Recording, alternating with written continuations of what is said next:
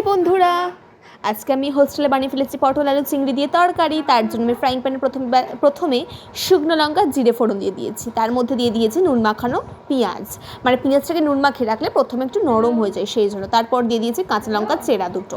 তারপর ভালো করে বেশ নাড়তে নাড়তে আমি অপেক্ষা করব কতক্ষণ এটা বাদামি রং আসবে। তার মধ্যে আমি দিয়ে দেবো টমেটো কুচি দিয়ে দেওয়ার পর ভালো করে নাড়াচাড়া করতে হবে যাতে পেঁয়াজটা সুন্দরভাবে ভাজা হয় আর কি।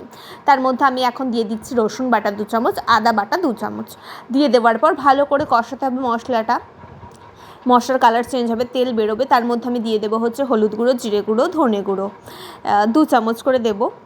দিয়ে দেওয়ার পর আমি একটু ঝাল বেশি খাই সেই জন্য শুকনো লঙ্কা গুঁড়ো দিয়ে দেওয়ার পর ভালো করে কষাতে হবে। কষানোর পর একটু টমেটো সস দেবো।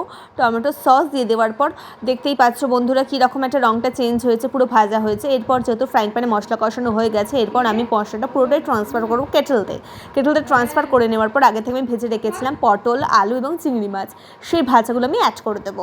আলু, পটল, চিংড়ি মাছ অ্যাড করে দেওয়ার পর ভালো করে কেটলিতে ওগুলোকে মেশাতে হবে, মিশিয়ে ভালো করে একটুখানি ফোটাতে হবে।